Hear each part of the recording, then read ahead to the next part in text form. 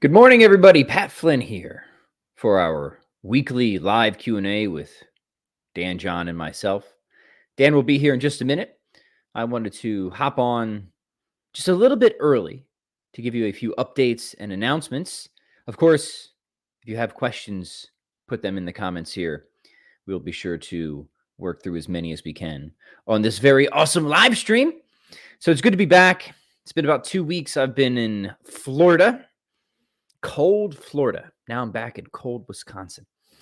So it's good to be back, and I'm looking forward to jamming on your questions. But some stuff has been happening in the meantime, and the biggest thing that I wanted to bring to your attention, if you haven't heard, is old Patsy McFly here has actually started a new YouTube channel. I'm going to post it in the comments for you.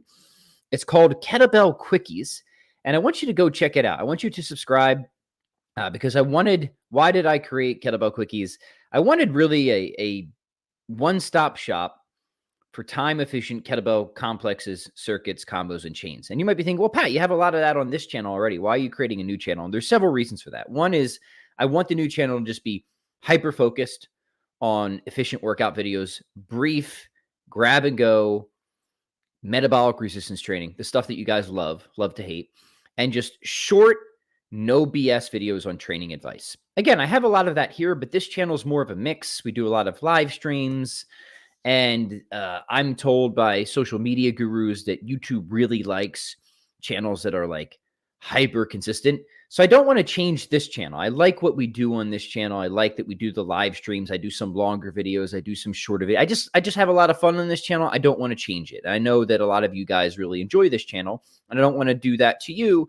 So I've decided to create this new channel, Kettlebell Quickies. It's just going to be really hyper-focused, and it'll try and tickle that YouTube algorithm. So if you want to do me a favor and get some awesome, workouts and training advice, head over to Kettlebell Quickies and just hit that subscribe button. Watch the videos and comment on the video. If you watch the whole, this is the YouTube gurus tell me if you watch the whole video, which makes sense, YouTube likes that. So go watch the videos, watch the whole thing. They're short. Like and comment, and we'll all be happy. Here's Dan, John. Hey. Dan, great to see you. Great to be back.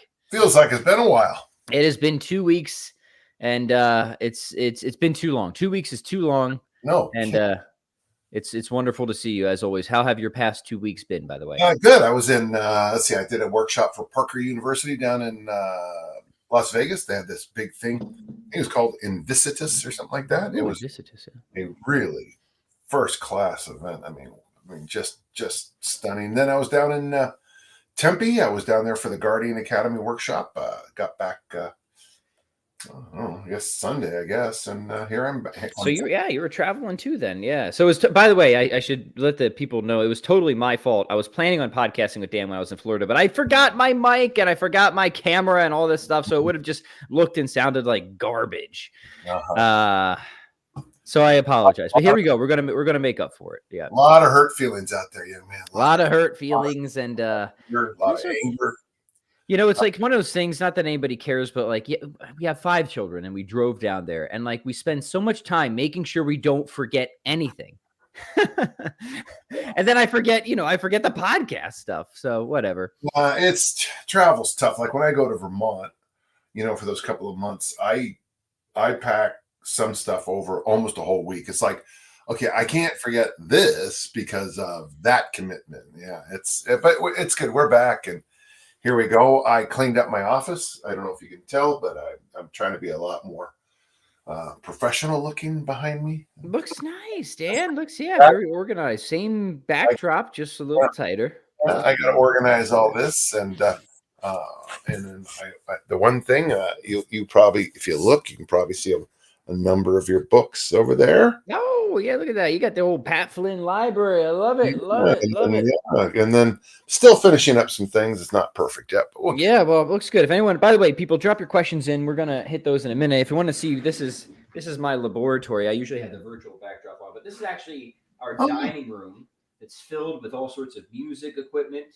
And this is where that should be a dining room table, but as you can see, it's just covered with just all sorts of, so completely the opposite of you, Dan, which is why I keep the virtual backdrop on, because it's just so messy and disgusting. Sorry, I didn't have the mic there. My wife loves it, to take over a dining room like this. I'm sure that goes over well. Yeah. Things are good.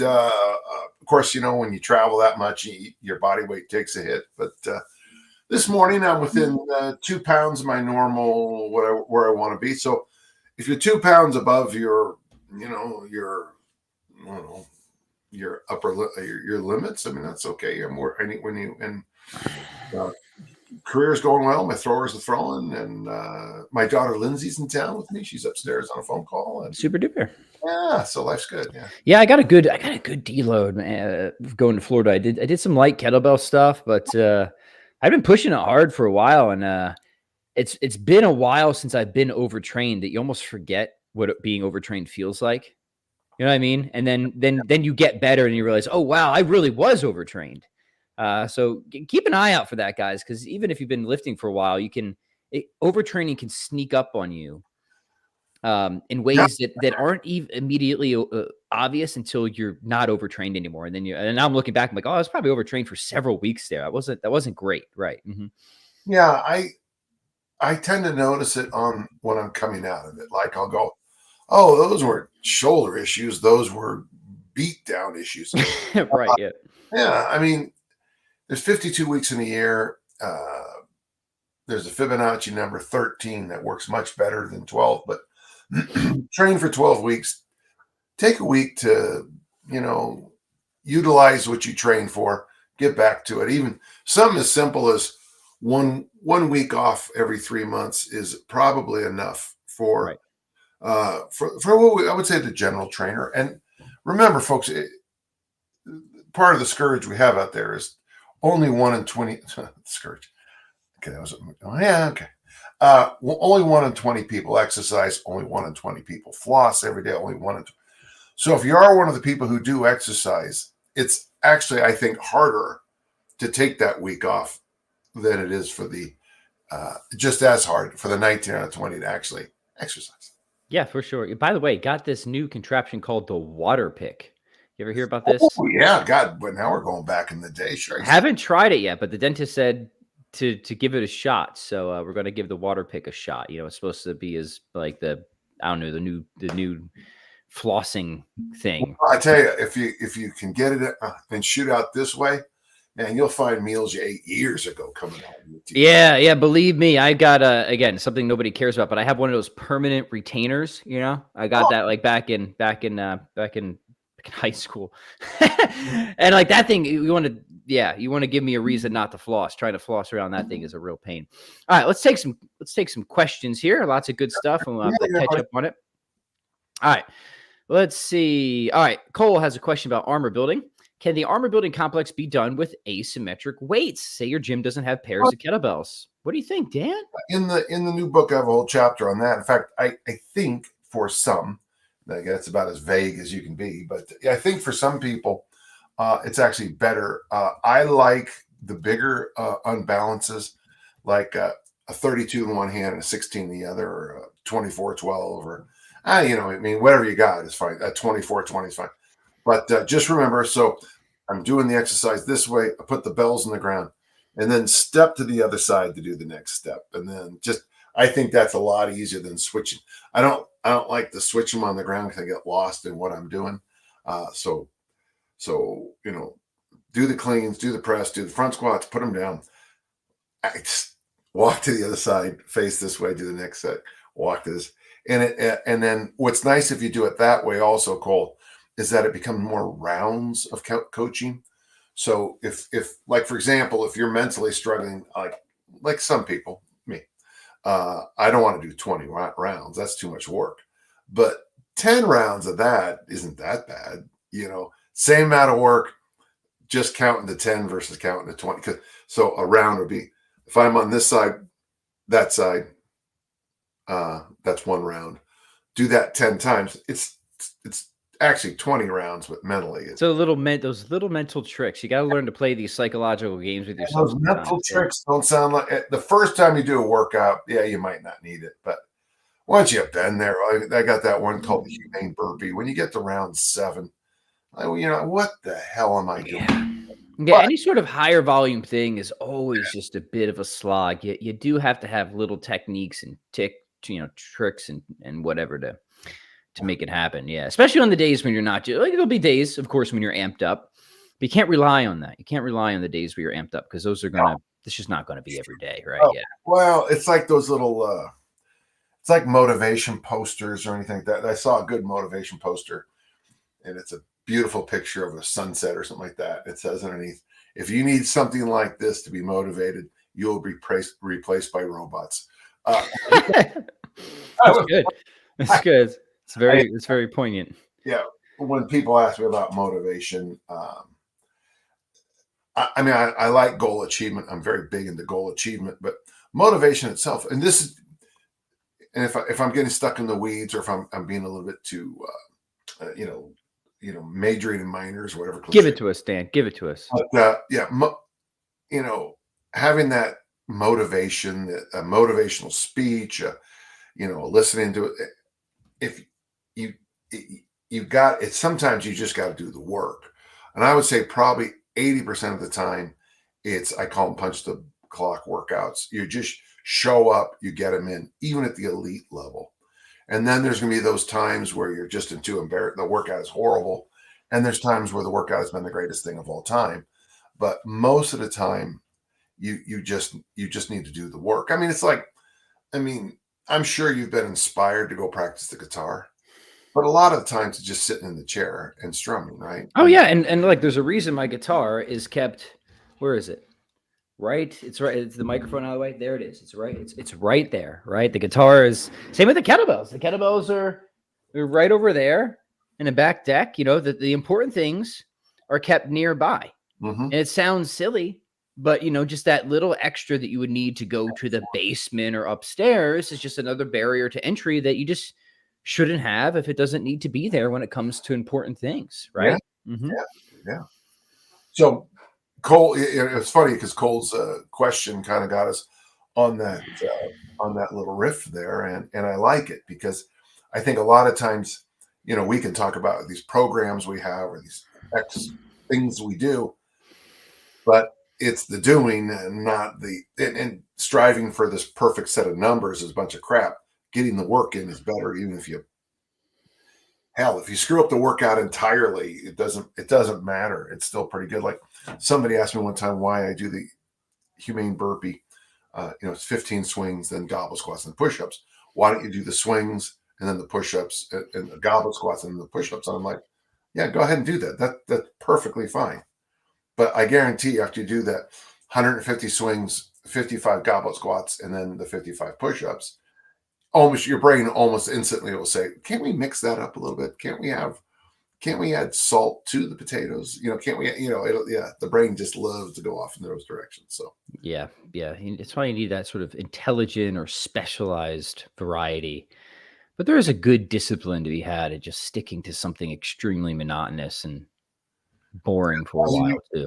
Challenge. I mean, if you do it, my favorite way is you just add 500 swings a day for 20 days, and that's it. Well, what's the rep scheme? I don't care. It doesn't matter. Just get the 500 a day. Well, what do you? God, just do it. At the end of about a week of that, people get back to me. I see what you mean now. It's just getting the work in. It's just the habit of that's a really good point. I want to just spend a second on it.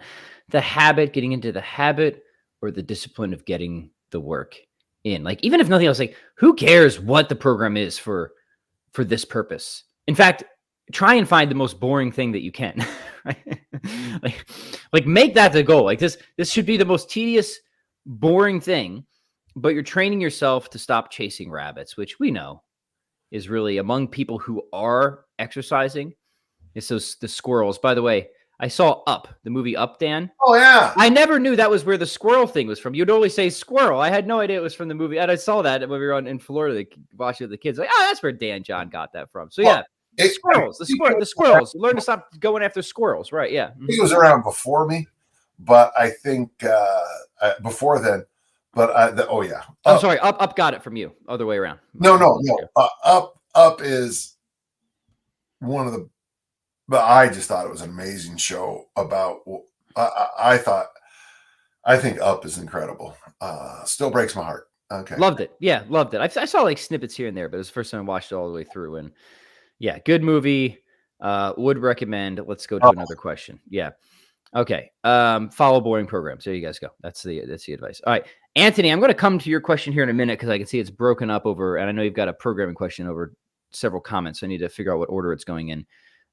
Wayne has a comment about don't forget your family on those road trips. Yeah, we did remember all the children, just barely remembered all the children. It gets hard once you have to count past 3.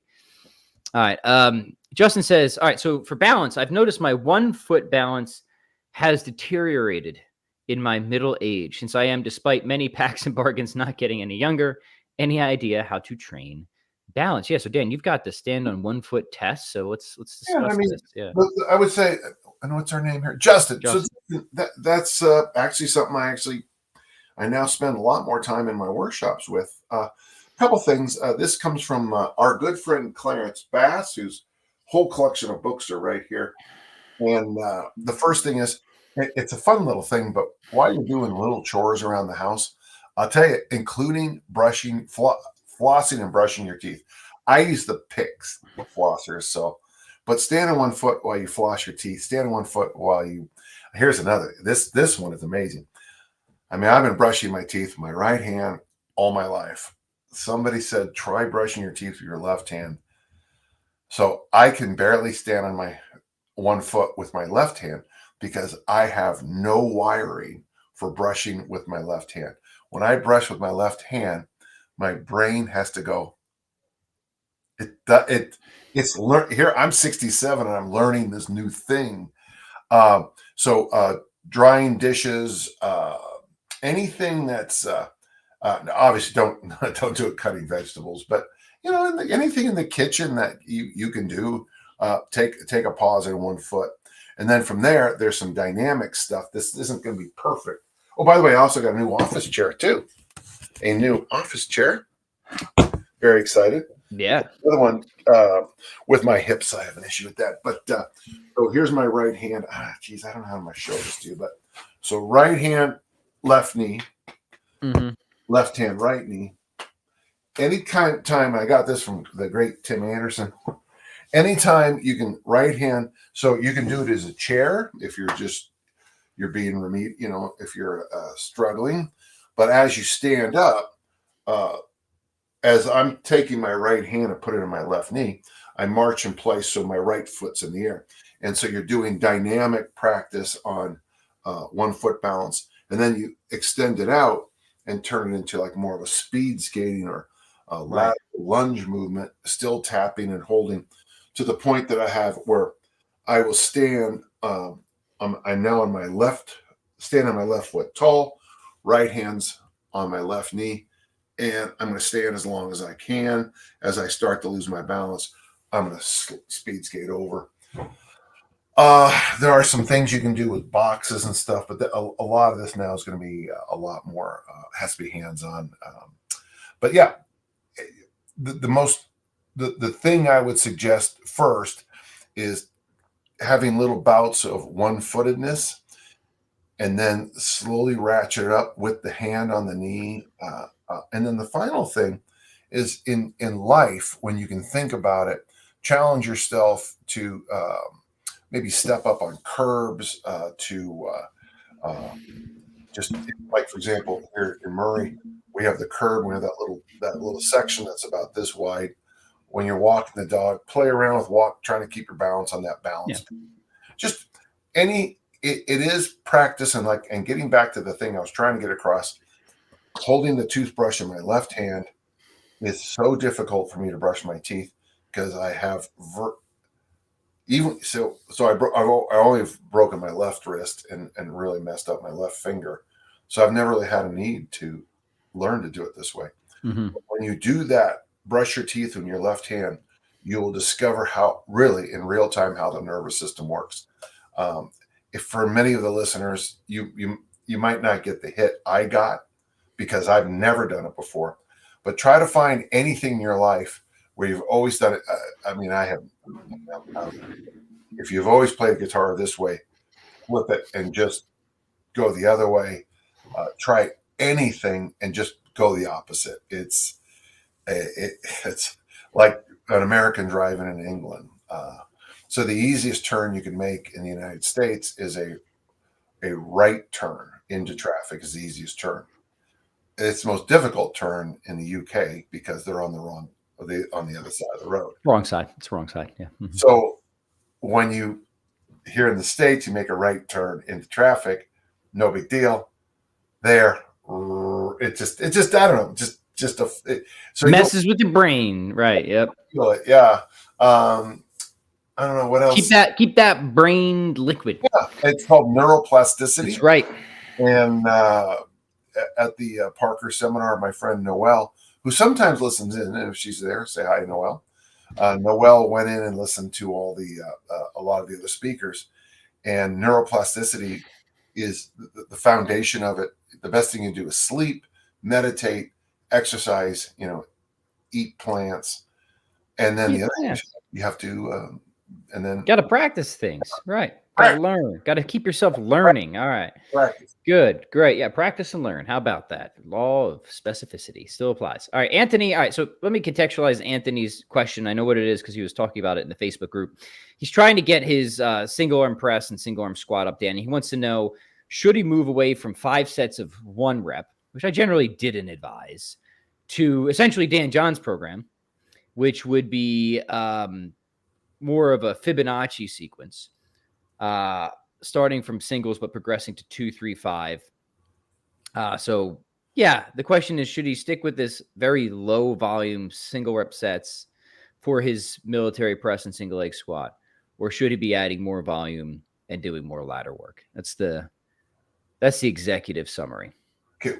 And this is you want to get stronger? Anthony wants to increase his single arm press max, single leg squat. Well, the answer is going to be all of it. I mean, you should have a day where you do the 5 sets of 5. You should have a day where you do the 5 sets of 1. 5 sets of 1. Mm-hmm. And then you have a day where you do 2, 3, 5, 2, 3, 5, 2, 3, 5. Because, if you want to improve your press and squat, you got to press and squat. So the more days a week you can get those in, the better. So, that I've never seen a good pressing program that didn't over exaggerate the press and workout dates. So 5 days a week pressing, squatting 5 days a week is tough. I did it. It's tough. And, right. And it will light you up, but both the press and the overhead press and the squat are some of the most complex lifting movements there are. Yeah. Because there's so many, well, I was going to say levers and hinges, which is kind of a funny way to look at the human body, but there's so many literally moving parts in both movement that you need practice on a lot of things. Yeah, I always like the old, like if you just are going to keep it pared back a little bit, at least 3 days a week, where you have a volume day, you have an intensity day, and then you have a something else day, right? So you have your volume day where you do a lot of work. You have your intensity day where the reps drop and you really push a lot of weight. And then you have a something else day. What could that be? It could be a speed day. It could be a greasing the groove day. It's just a something else day. And when people stick to that framework, they tend to do very well. And it works really well for the press. It also works really well for the pull-up as well. Mm-hmm. And yeah, I would say it works. And then there's your squat family, when you do mass made simple, one of the feedbacks I always get is that, the first week when I'm asking to do 30 reps or 20 reps with barely anything on the bar at all, people are like, it killed me. 3-4 weeks later, when you're used to doing 20 reps at a time in the squat, it's like you get to those, you get 18, 19, 20. Oh, that wasn't so bad. Yeah. It's this adaptation, and it does take days. So volume increases when you practice volume. Strength gets better when you lift heavy weights. It's all pretty simple. It's just got to get those rounds, get those weeks under your belt.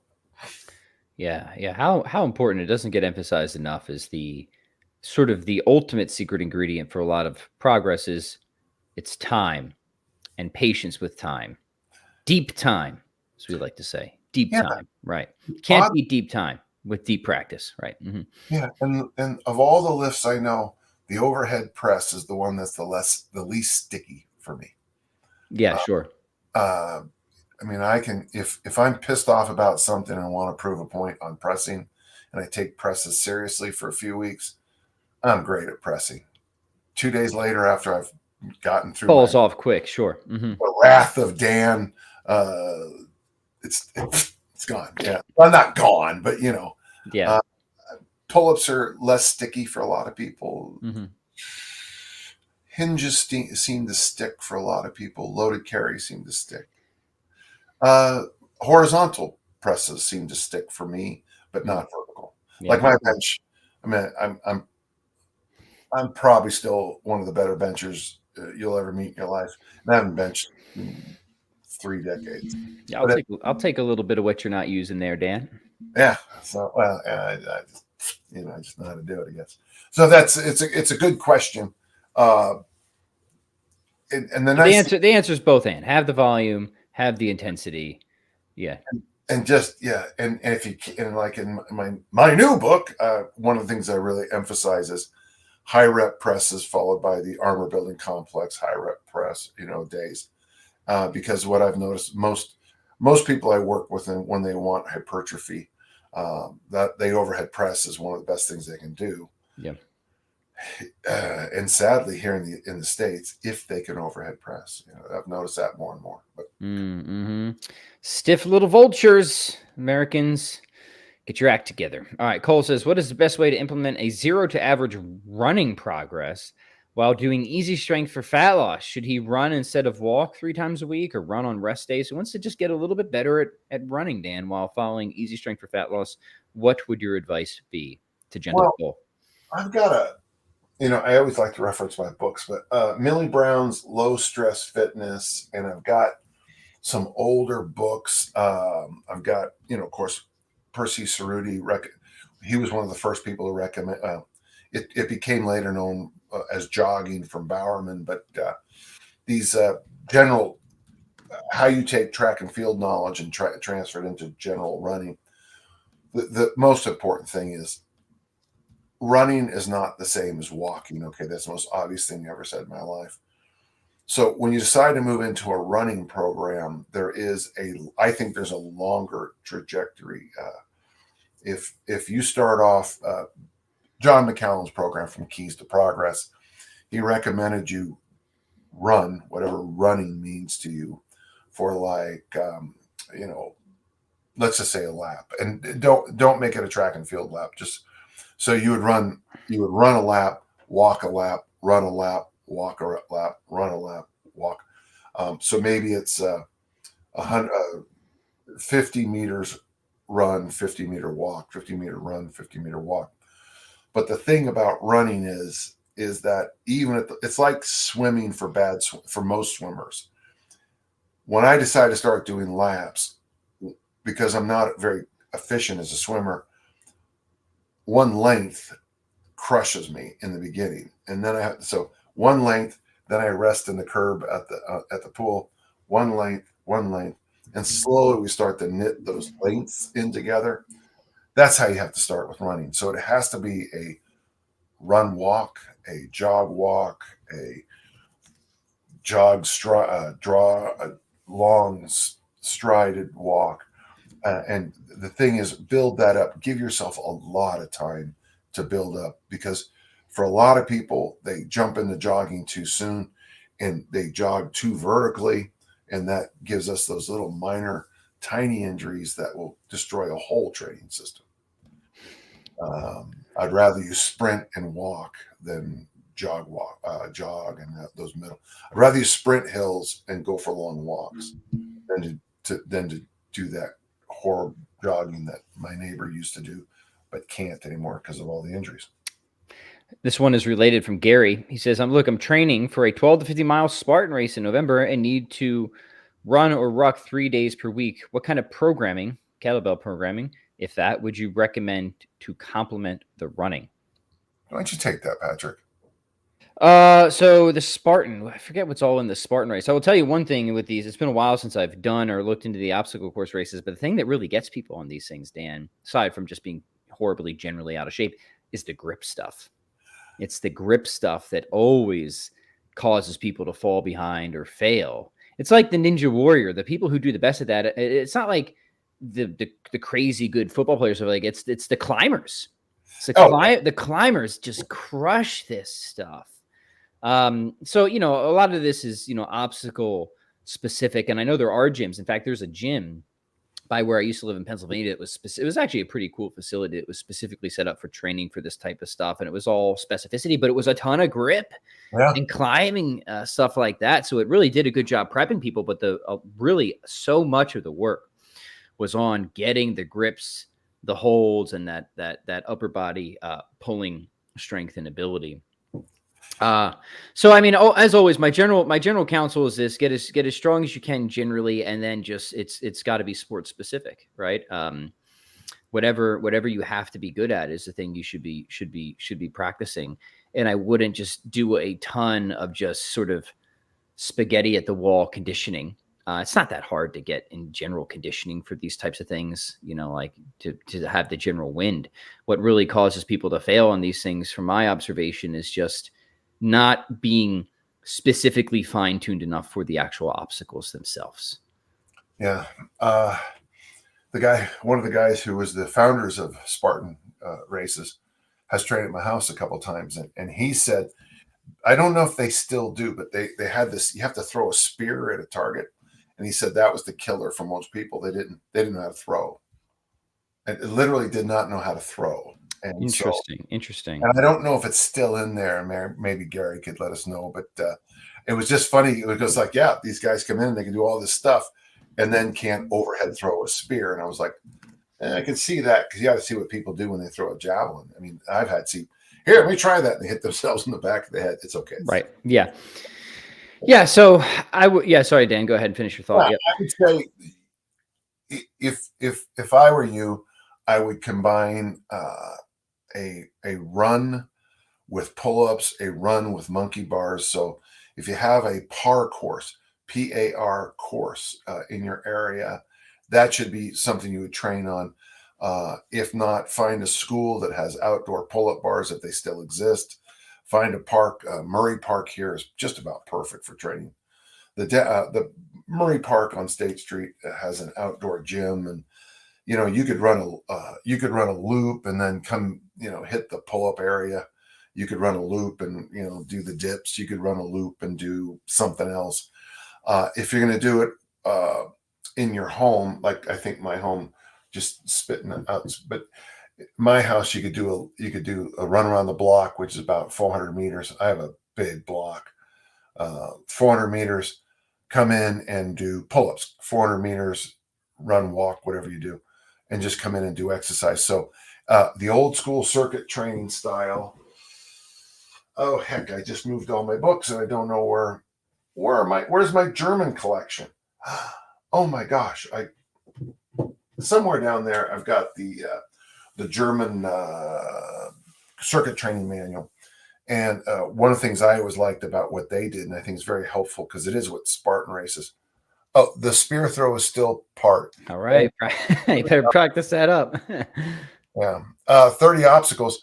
So what I would recommend is that you always mix your lifting with a run or walk component. So you could just take your kettlebell out to a field, train like we did at the Coyote Point Kettlebell Club, Gary, and do swings, do a wind sprint, walk back, do gobble squats, do a wind sprint, walk back, do presses. You could take every workout that Pat and I have and just sprinkle that other component in it. And I would vary your runs. I would do some sprints. I would do some jogs. I would do some strides, some butt kickers, some high knees, some skips. Vary it, so you don't get overtrained on the run. And play with that combo. I mean, that might be a real fun thing. We hooked one of the first TRXs ever made. We hooked up to a tree, and we played around with that. You could do all kinds of stuff like that, but mostly it's going to have to be the component of running and the component of lifting back to back. And don't be afraid to some of the things to be.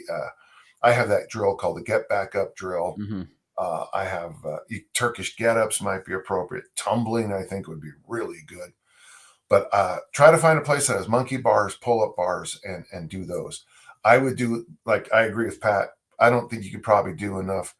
Well, that was when we had the kids at, sorry, I know I'm rambling.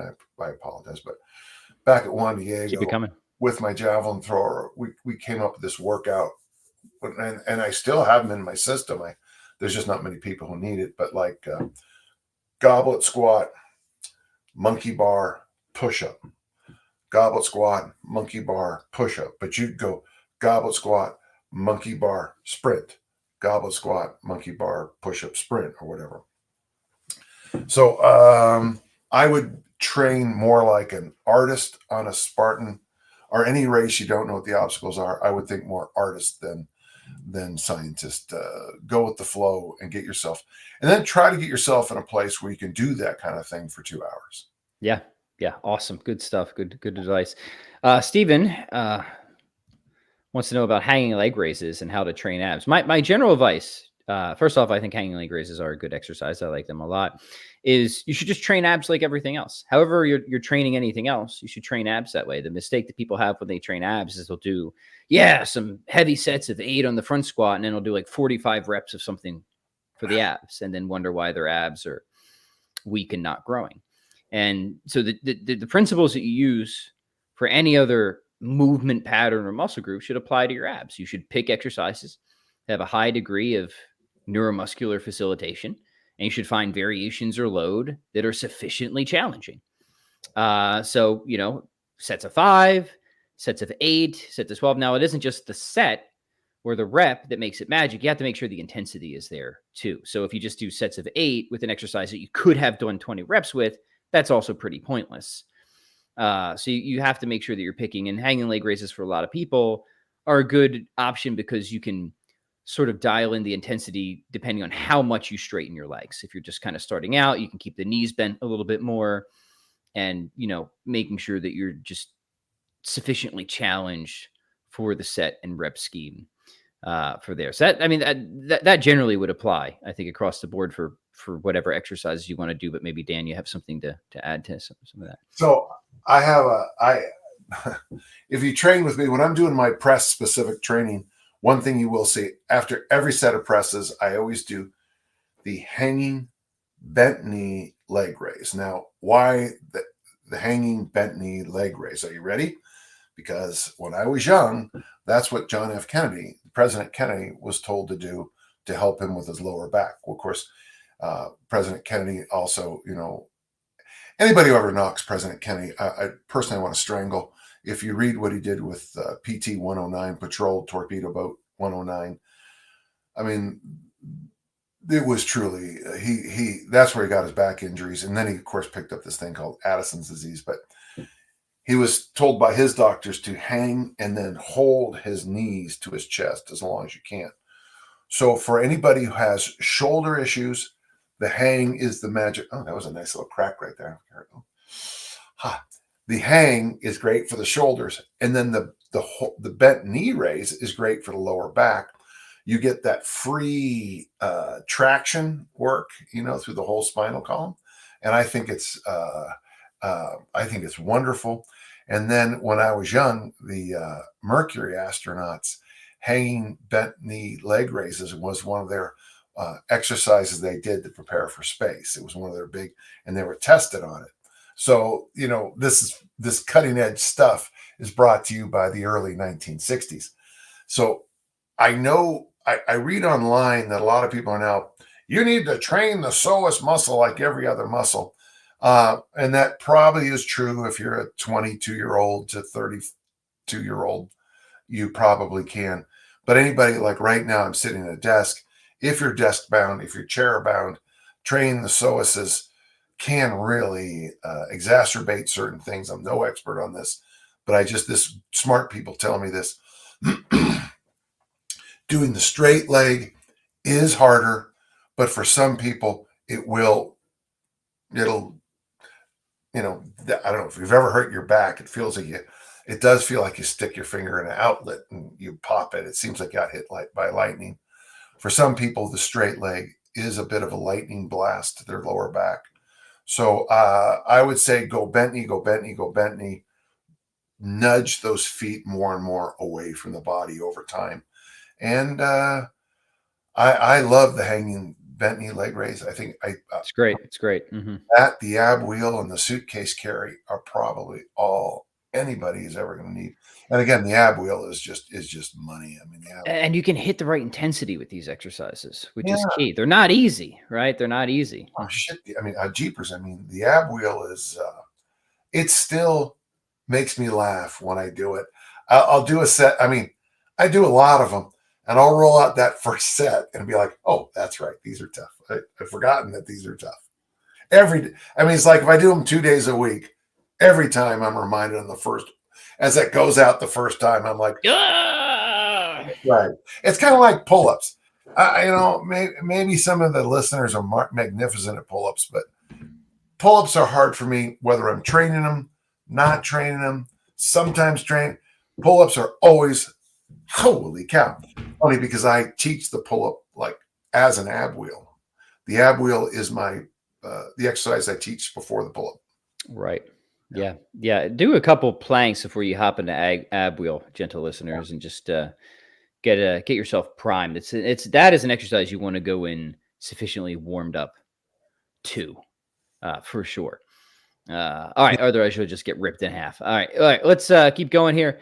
Akeem says, "Good afternoon from Germany. Dan, I really liked the last issue of Wandering Weights, even if it wasn't all about training, especially the beautiful version of Take 5." We talked about Dave Brubeck there. Dan, you sharing a little Dave Brubeck in Wandering Weights this week? I didn't catch it yet. He must. He must be talking about last week's edition. This week's edition's, yeah. So I've got this Pakistani version of Take 5 that Dave Brubeck said was the best, the most original version. And these guys are playing like the sitars and all those. If you know, it was when I went to Egypt, I sat in on it. I just about to realize what a total geek I am, but just go with me, gentle listeners. So when I was in Egypt, in Cairo, there was in English, a presentation on jazz and Middle Eastern music. And one of the things they showed was that Dave Brubeck picked up that rhythm from Middle Eastern music. And then they started playing all these songs in that Take 5 style that were traditional songs. And it was marvelous. So thank you for reading it. It makes me very happy. Thank you. Yeah, it's always fun. Thank you. It's nice when people read Wandering Weights. Folks, if you don't know what Wandering Weights is, it's my weekly free newsletter where honestly, gentle listeners, if I've ever asked for a nickel from it, I'd like to know. It's free. I usually give a little summary of my week. I always share free stuff, and then I give articles I find. And the original plan was to push. God, it might have been the book I mean, it might have been Intervention. It might have been Mass Made Simple. It's been going on at least 12 or 13 years. Yeah. So yeah. Sign up. Where can they sign up, Dan? What's the website? I think it's right there on danjohnuniversity.com. I guess I could. Let me see if I can find it, and then I'll give it to you. And if you don't mind sharing it, if you don't mind, I will plug it for sure. I know you will, because you're wonderful. My only. We'll link it in the comments, gentle listeners, once Dan gets it. In the meantime, you know what? danjohnuniversity.com. Are you receiving Wandering Weights? It's right there as you sign up. Okay. Perfect. Oh, you guys sign up for it anyway, you bunch of. Come on. Racers. Sign up for it. Jeez, All right. Olivier, if I'm pronouncing that right, says, "I'm suffering from golfer's elbow because I was a bit too intense with my clean and press and pull-ups. Any tips on how to heal fast? Or other exercises I can still do?" Dan, it seems like we get this question every other week. Okay. Golfer's elbow, tennis elbow, and middle-aged pull-up syndrome are all variations on the same theme. It's depending on where it hits, but okay. So there's where it hits me right there. That's my MAPS. I think tennis elbow. Is it on the outside? Or is it on? Okay. Yeah, golfers is medial. That's inside. Tennis is outside. So I've had golfers several times. Yeah. Mm-hmm. So, Oliver, God bless you, ladies and gentlemen. Yeah, but real quick, there's no way to heal fast from this. So just get that off the table. Ain't no fast fix to golfer's elbow. So continue to, yeah. Ladies and gentlemen, every day in America, hundreds are afflicted with middle-age pull-up syndrome. So far, the only cure we know is rest. But at the Dan John Foundation, each and every day, our scientists are working on cures on middle-age pull-up syndrome. It sucks. And the bottom line is this: the cure is to stop doing that repetitive injury that's messing with your elbow. And it's just, there are certain areas of the body where I would put the elbows and the ankles as, once you get, if you have reoccurring knee injuries, the surgeries are much better now, but elbows and ankles, once you get those once you start that road of injuries, it's like shin splints. There are 22 believed theories of what a shin splint is. And it's just something, and I hate to say it too, but it's one of those times where you just got to work around it. I think exercise is one of the best things you can do to help deal with it, but you can't do the exercise that God brought you to the party, the middle-aged pull-up syndrome party. That's true. So, making it heal faster. I mean, I'd like to say, but it just, I mean, you can get the little magic gun on it. You can get the little thing on it. You can get the ice packs. You can get the infrared. You can get but it's time. And I wish I had a better answer. If someone thinks they do have a better answer, let us know. But the truth is, that's the truth. And there's so much, just like anything else in the fitness space, so much gimmicky nonsense and false promises, and just don't go in for any of that. Just do the patient thing. Patience, as we said before. I've dealt with this 2 serious times. I'm telling you, about a year recovery, for full recovery. And yeah, the little gun, like the things help, doing a lot of the, don't just get the elbow. This is important. This is what, I got from the physical therapist. You got to go upstream. You got to go downstream, because just because your elbow hurts doesn't mean it's necessarily your elbow that's the problem. So make sure you get the muscle belly on the forearm a lot. Make sure you do all that stretching and mobility. Make it a huge priority. Don't do anything that pisses it off. Be patient, and someday you'll go back to test it again. It'll still be a little hot. Back off. Don't push it. And then someday you'll go to test it again many months later, and it'll feel hopefully perfectly fine, which is where I'm at right now. And just try and keep it that way, right? Yeah. And then you start pushing that pull up or whatever the thing is, and then it just comes screaming back right at you. And but that's one of the reasons I changed. So for those you don't know, I changed my pull up to a different style. So now when I count pull ups, we hang for 30 seconds. 1, hang for 30 seconds. 2, hang for 30 seconds. 3, and you max out the test if you hang for 30 seconds. 4, drop. Yep. If you can do that, you have all you need from the pull-up family. So yeah. I see Olivier, if I'm pronouncing that right, if Oliver Olivier, he says, I appreciate it. At 35, it now really stinks that I'm not 20 anymore. Hey man, I'll tell you this. First off, 35, I hope that's not that old. But the worst bout I ever had of this was in my early 20s, and it was just doing single arm chin-ups. They just completely, and I don't do those anymore. I don't recommend them. They were in my first book. We've talked about this before. What would I revise about my first book? Some of the exercise, like it was a cool party trick, but getting the single arm pull up just exploded my elbows. Gave me the worst elbow tendonitis I've ever had. The last bout was pretty bad, but nowhere near as bad as that. So it's not just an old man's injury. This stuff that can happen to you at a young age too, for sure. It did to me. Mm-hmm. I hope For those who've been listening a while, you've heard Pat mention before, and I think eloquently about the issue with doing the one arm pull up. And you've said many times on our podcast together that is an act, that's a regret. It's a regret. And it's important you listen to this, folks. I mean, I have some serious injuries in my career. I mean,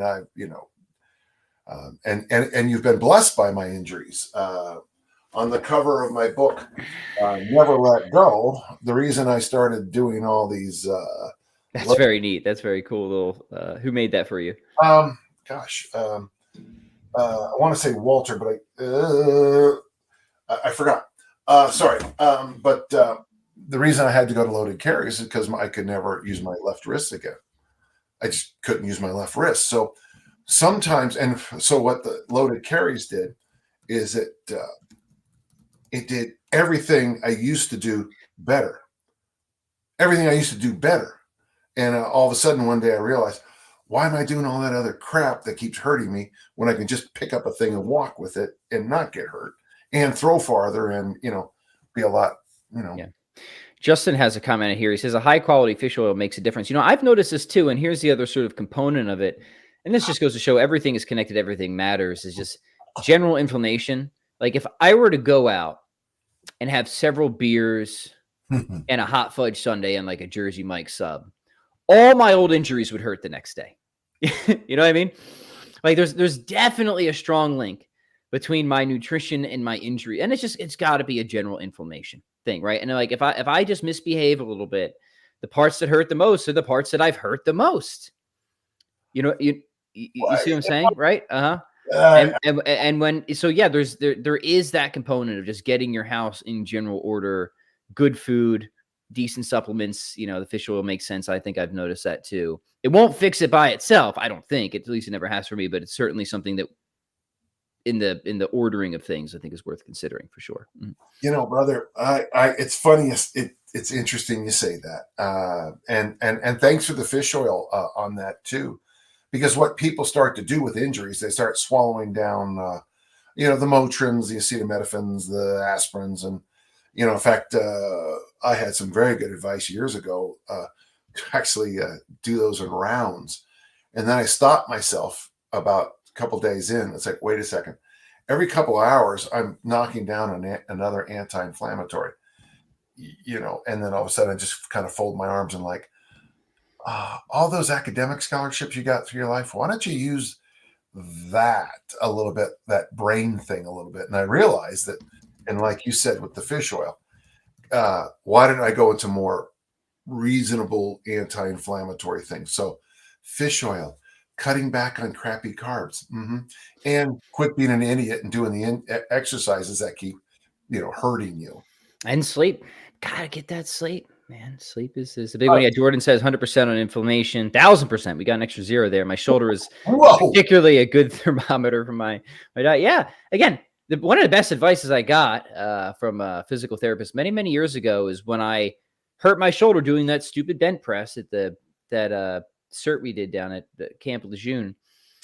He just emphasized, look, everything's connected. Everything's matters, right? Just because your shoulder hurts doesn't mean you got a shoulder problem. Just because your elbow hurts doesn't mean you got an elbow problem. You got a body problem, right? Going to fix your body. And of course, the food you eat, the environment you're in, it all has an influence on your body. There might be some things will have more weight or more importance in the healing, but I think it is very important. Holistic is such an overused word, but it's like functional. These words can make sense and do make sense in the right context. And I think having a holistic view on these things is actually pretty critical to healing.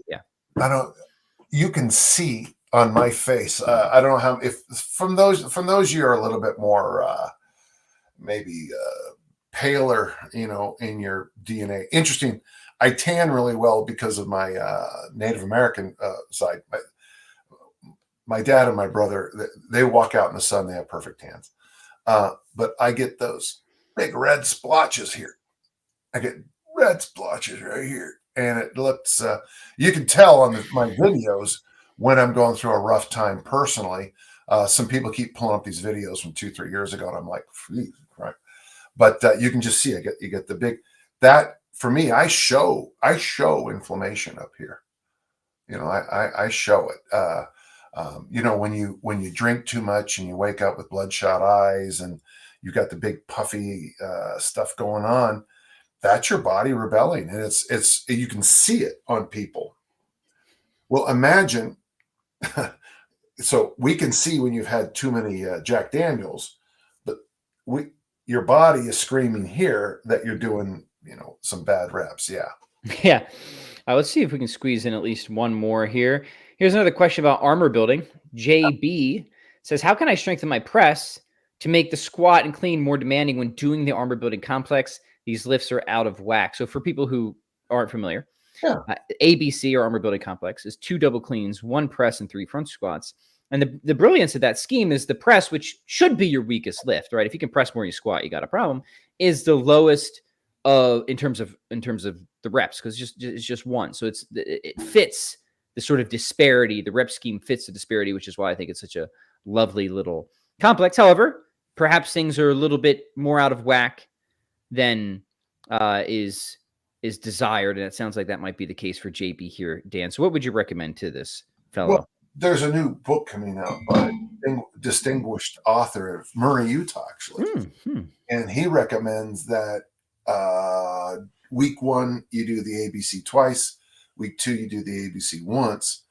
Week 1, you do high volume pressing, week twice. Check that. Okay. 2, armor building, week 1, twice, week 2, once. High rep pressing, week 1, once, high rep pressing, week 2, twice. That's the answer I have. The reason I like the ABC and the high volume pressing for hypertrophy work is I think they're I'm going to say something about experience. I want to come right back to it. But from my experience, that's the most helpful thing for most people without break them apart. If you're a high school football player or you're a 25-year-old, I've got other programs for you. But for most people, that combination, you can do that for months and make good progress in how you look. It's gonna make you look good for the beach, as we discovered this weekend in Tempe when I showed up at the pool. Don't want to make a big deal. Say, the ladies were happy. Okay.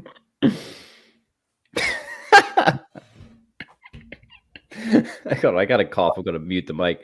This one's all yours, Dan. Oh yeah, hey ladies, look at this.